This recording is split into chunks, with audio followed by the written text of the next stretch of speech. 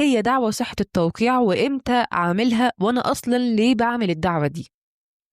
90% من الشعب المصري أول لما بيكتب أي ورقة فيها توقيع من طرف تاني أو مش لازم عقد، أي ورقة بيروح ياخد حكم بصحة التوقيع على هذه الورقة. طيب ليه بنعمل دعوة صحة التوقيع؟ ودعوة صحة التوقيع بتعمل إيه بالظبط؟ وخلي بالك من النقطة اللي جاية دي، وما بتعملش إيه، عشان دي حاجة مهمة جدا، ودي أصلا اللي أنا بتكلم عليها النهاردة في الفيديو ده. دعوة صحة التوقيع يا جماعة هي دعوة تحفظية فقط. يعني إيه دعوة تحفظية فقط؟ يعني أي ورقة مش شرط عقد، أي ورقة تكتبها ما بينك وما بين طرف تاني ممكن تروح للمحكمة وترفع عليها دعوة اسمها دعوة صحة توقيع. يعني بتقول بالمعنى كده: يا محكمة اثبتي لي ان التوقيع بتاع الراجل اللي على الورقة دي هو توقيعه الصحيح. طيب انت ليه بتعمل كده؟ ضمان ليا في المستقبل انه ما يجيش بعدين وينازعني ويقولي لا ده مش توقيعي وانت مزوره، ويقوم يرفع عليا دعوة تزوير. طيب نيجي بقى نقتصر شوية على العقود لشراء الشقق أو العقارات. أغلب الناس اللي تيجي تشتري عقارات في مصر حاليا بيشتروا عن طريق كتابة عقد ابتدائي، حتى لو هو موضح فيه كل البنود والشروط والواجبات والضمانات والحقوق دي كلها، تمام، وبتوكيل من الشهر العقاري، ده في حالة إن العقار غير قابل للتسجيل. وهنتكلم على قابلية تسجيل العقار وإزاي تشتري شقة أو إزاي تشتري عقار بإجراءات صحيحة، ولكن خلينا في موضوعنا دعوة صحة التوقيع دلوقتي. بعد ما بيكتبوا العقد، المشتري في الأغلب يعني هو اللي بيروح يعمل دعوة صحة توقيع على العقد علشان يضمن إن التوقيع ده يكون توقيع صحيح. وزي ما قلت ما يجيش الطرف التاني في المستقبل ينزعوا عليه ويقولوا لا دي مش امضتي انت مزور الامضة، او يطعن بالتزوير على الاتفاق اللي احنا اتفقنا عليه. بس الفكرة الخاطئة والشائعة في نفس الوقت عن دعوة صحة التوقيع ان ناس كتير قوي بتفتكر ان هي دعوة بتنقل الملكية.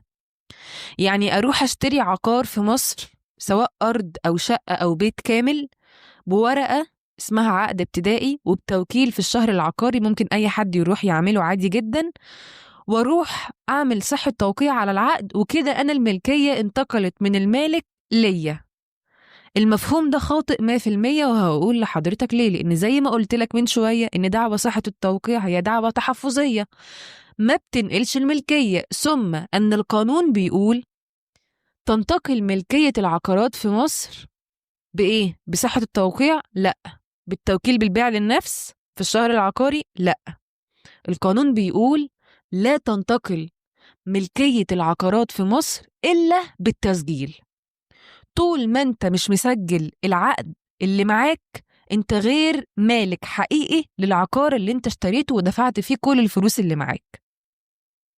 طيب هل دعوة صحة التوقيع بتعمل التسجيل او بتسجل لي الشقة؟ لا، لاني زي ما قلت لك للمرة الثالثة دعوة صحة التوقيع هي دعوة تحفظية بتثبت لك فقط ان الامضة اللي تحت في اخر العقد ان دي امضة الراجل اللي انت اتفقت معاه، لكن هل بتنقل الملكية؟ ما بتنقلش الملكية. فدي نقطة مهمة محتاجين ان احنا نفهمها، واستنى معايا شوية علشان هقولك ليه برضو مهم تعملها طالما انها مش بأهمية التسجيل، ولكنها مهمة وهقولك ليه.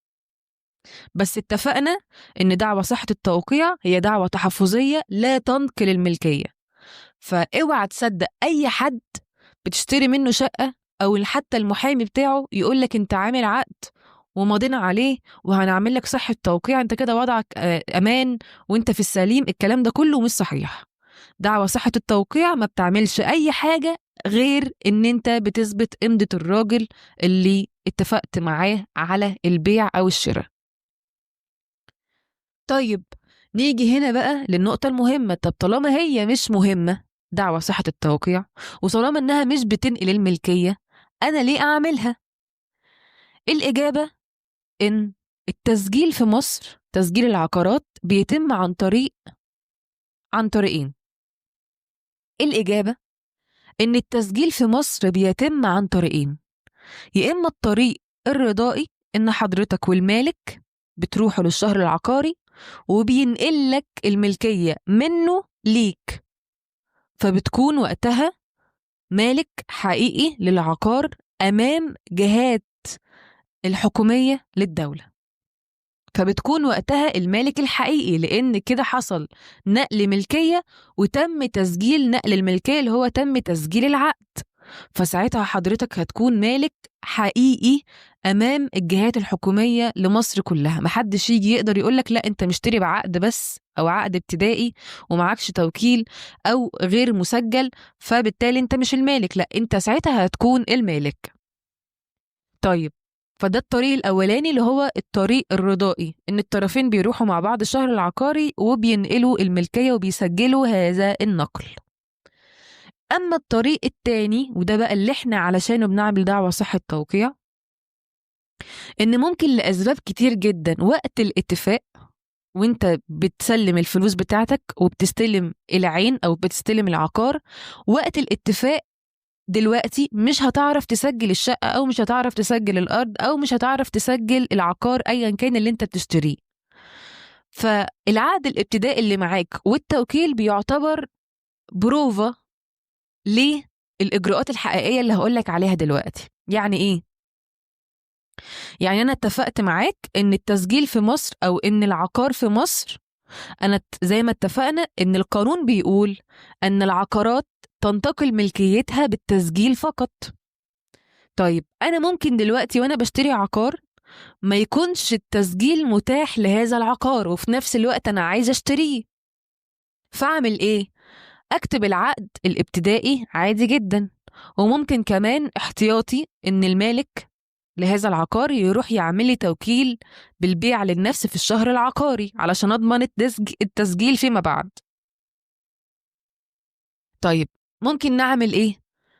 بنكتب العقد عادي جدا وبنوضح فيه البنود والشروط الأساسية وكل حاجة، وبروح المحكمة آخد حكم صحة توقيع على العقد. ليه؟ علشان فيما بعد لما أحب إن أنا أسجل العقار اللي أنا اشتريته بالعقد الابتدائي بروح المحكمة وبرفع دعوة اسمها دعوة صحة ونفاذ على العقد. اسمها إيه؟ دعوة صحة ونفاذ على العقد. دعوة صحة ونفاذ غير دعوة صحة التوقيع، بس علشان أعمل دعوة صحة ونفاذ لازم يكون معمول على العقد دعوة صحة توقيع، فعلشان كده هي مهمة. طيب بعمل إيه في صحة ونفاذ دي؟ دعوة صحة ونفاذ دي حضرتك بتسجل العقار ولكن عن طريق المحكمة، بتمشي في إجراءات الدعوة وبعد انتهائها بيصدر لك حكم، بتاخد الحكم بتروح تسجله في الشهر العقاري وساعتها بتكون سجلت العقار بشكل رسمي. ومش شرط هنا، ركز بقى معايا، يكون المالك موجود معاك أصلا للتسجيل، لأن انت معاك حكم بصحة توقيعه على العقد فانت مش محتاجه في القضية. تمام كده؟ نقول تاني قبل ما نقفل الفيديو، التسجيل في مصر بيتم عن طريقين: الطريق الرضائي، الطرفين بيروحوا مع بعض الشهر العقاري ويسجلوا العقد اللي كتبوه. الطريق التاني هو عن طريق المحكمة، عن طريق دعوة صحة ونفاذ. طب عشان أعمل دعوة صحة ونفاذ لازم يكون العقد اللي معايا معمول عليه صحة توقيع، ثم إن صحة التوقيع على الرغم إنها غير مهمة أو مش مهمة زي نقل الملكية بالتسجيل، هي مهمة لأنها بتثبت توقيع المالك أو الطرف التاني على الورقة اللي معاك لإثبات توقيعه وعدم اعتراضه أو طعنه بالتزوير عليها فيما بعد. فدعوى صحة التوقيع هي مهمة ولكنها غير ناقلة للملكية.